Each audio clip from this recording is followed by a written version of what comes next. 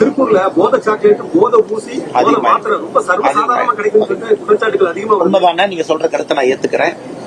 தமிழ்நாடு முழுவதும் அதிகமாக இருக்கு. குறிப்பாக நகர்ப்புற பகுதி, அதுவும் குறிப்பாக திருப்பூர் போன்ற பகுதியில காமன் கம்ப்ளைண்ட் போதை சாக்லேட், ஊசி, அது எல்லாமே பாத்தீங்கன்னா இன்னைக்கு ரொம்ப அதிகமா இருக்கு.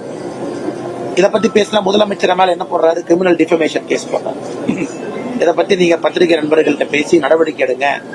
நாங்க எல்லோருமே 15 மணி நேரம் கொடுத்து செலவு செய்து கொண்டிருக்கின்றோம், அது ஒரு வாரம் முழுவதுமே. முதலமைச்சர் அவர்கள் இதை பற்றி பேச வேண்டிய முதலமைச்சர் இதை பத்தி பேசுற எங்க மேல கிரிமினல் டிஃபமேஷன் கேஸ் போடுறாரு. அதான் விந்தை இதழ். அதனால் மாநில அரசு நடவடிக்கை எடுக்க தவறிவிட்டார்கள் என்பது வெட்ட வெளிச்சமாக தெரியுது. அதுவும் இந்த 2024 பாராளுமன்ற தேர்தலில் பிரதிபலிக்கும்.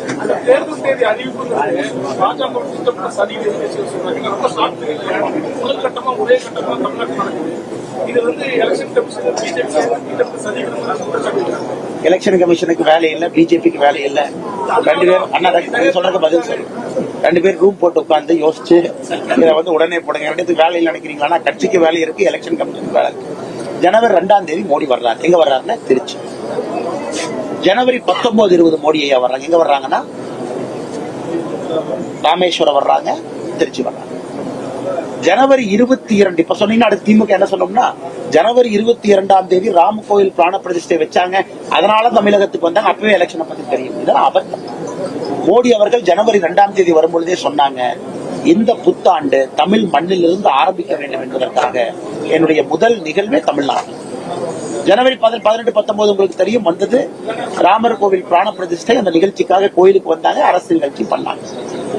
அதன் பிறகு மோடி அவர்கள் தமிழ்நாட்டுக்கு வர்றாங்க. நான் 1 வருஷமா கத்திக்கிட்டு இருக்கேன், இங்க வர்றாங்க, இங்க வர்றாங்க, எல்லா மக்களையும் பார்க்க வர்றாங்க. போன ஆண்டு 4 முறை 5 முறை வந்தாங்க. அதுவும் தேர்தலுக்காக தான் வந்தாங்களாம். வீட்டை விட்டு வெளியே வராத முதலமைச்சர் ஒருவர் வீட்டுக்குள்ளேயே உட்கார்ந்து இருக்காரு.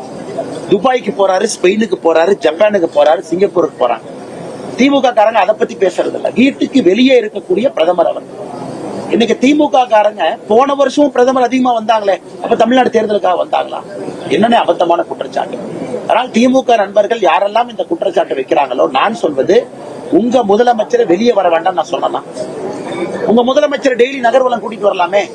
உங்க முதலமைச்சர் ஸ்பெயினுக்கோ, துபாய்க்கோ, சிங்கப்பூரோ, ஜப்பானோ போறதுக்கு இதே முதலமைச்சர் வெளியே வந்திருக்கலாமே, ஏன் வரல? திமுக முதலமைச்சர் வெளியே வரவே இல்லை, வீட்டுக்குள்ளேயே உட்கார்ந்து இருக்காங்க.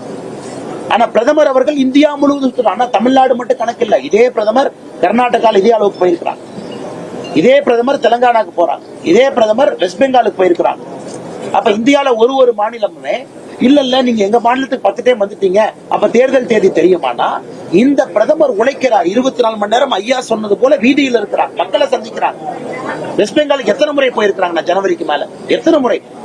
3 நாட்கள்ல 4 நாட்கள்ல 2 பொதுக்கூட்டம் போட்டாங்க, 3 பொதுக்கூட்டம் போட்டாங்க. எல்லா இடத்துலயும் நடக்கிறதா. அதனால் கடுமையாக உழைக்கக்கூடிய பிரதமர், உழைக்கவே தெரியாத ஒரு முதலமைச்சர். அதனால ஒப்புச்சப்பானியா திமுக தோக்க போறதுக்கு இப்பவே ஒரு காரணத்தை சொல்லணும். அவங்க தோக்குறாங்கிறது உறுதி ஆயிடுச்சு. காரணத்தை என்ன சொல்றாங்க? பிரதமர் அதிகமா வந்தாங்க. பிரதமர் அதிகமா வர்றது நல்லது தானே, கெட்டதா? நாளைக்கு பிரதமர் கோயம்புத்தூருக்கு வீதியில மக்களை சந்திப்பது நல்லது தானே, கெட்டதா? ஒரு பிரதமரே வீதிக்கு வர்றா, இத்தனை நாளா எப்படி நடந்துச்சு? பிரதமரை பார்த்தோம்னா ஐயாவுக்கு தெரியும், பெரிய பொதுக்கூட்டம் போட்டு ஆயிரக்கணக்கான லட்சக்கணக்கான மக்களை பொதுக்கூட்டத்துல போய் உட்கார. இன்னைக்கு பிரதமர் வேண்டாங்க, நானே உங்க ஊருக்கு வர்றேன், உங்களை சந்திக்க வர்றேன், நீங்க எனக்கு அன்பை கொடுங்கன்னு சொல்றாங்க. அதையும் தப்புங்கிறாங்க. அப்ப அரசியல் எந்த அளவுக்கு மாறி இருக்கு பாருங்க. நாங்க சாமானிய மக்களை நோக்கி நம்முடைய அரசியல் பயணம் செய்கின்றோம்.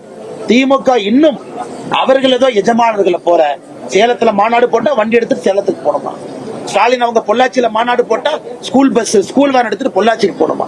நாங்கள் அதை விரும்பலீங்க. நான் மக்களை நோக்கி வர்றோம். அது தப்பா நீங்களே சொல்லுங்க. சொல்றோம்னா எல்லாம் முடிவுக்கு வரும் பொழுது அதுக்கான ஒரு தனி குழு இருக்கு, தலைவர்கள் போட்டிருக்கோம். அதெல்லாம் முடிவுக்கு வரும் பொழுது நிச்சயமா பத்திரிகை நண்பர்கள்ட்ட சொல்றோம். சொல்ல வேண்டியது கடமை, கேட்பது உங்கள் உரிமை. நிச்சயமா சொல்றோம். திருப்பூருக்கு ஆளுநர் வரை சரியா தெரிவிக்கல, அரசியல் உள்நோக்கத்துக்காக பண்ணான்னு சொல்லி மு க சாமிநாதன் அவர் சொல்லி அதை பற்றி அமைச்சர் சொல்லி, நம்ம மேதக ஆளுநர் சி.பி. ராதாகிருஷ்ணன் அவங்க, ஓகே, நம்ம தமிழ்நாடு ஆளுநர் ரவி அவர்கள். அண்ணன் ஒரு விஷயத்தை புரிஞ்சுக்கணும். ஆளுநருடைய வருகை என்பது எல்லாமே புரோட்டோகாலுக்கு உட்பட்டு தான் நடக்கும். ஸ்டேட் புரோட்டோகால் இருக்கு, ராஜ்பவன்ல இருந்து அவங்க இன்ஃபர்மேஷன் பண்ணுவாங்க. சோ நெக்ஸ்ட் டைம் ஆளுநர் அவர்கள் மூப்பே சாமிநாதன் அவர்களுக்கு போன் பண்ணி, அண்ணே கிளம்பிட்டேன், அண்ணே பிளைட் ஏறிட்டேன், அண்ணே கோயம்புத்தூர்ல இறங்கிட்டேன், அண்ணே நீங்க திருப்பூர்ல இருக்கீங்களான்னு சொல்லணும்னு அவர் நினைச்சாருன்னா ஆளுநர் கடிதம் எழுதிட்டோம். நாங்களும் பொதுமக்களாக ஆளுநர் கோரிக்கை வைக்கிறோம். ஐயா சாமிநாதன் ரொம்ப ஆசைப்படுறாங்க, நீங்க அப்படியே லைவ் கமெண்ட்ரி கொடுத்துட்டே வரணும்னு ஆசைப்படுறாங்க, ஏன்னு சொல்லுவோம், ஒன்னும் தப்பு இல்லை.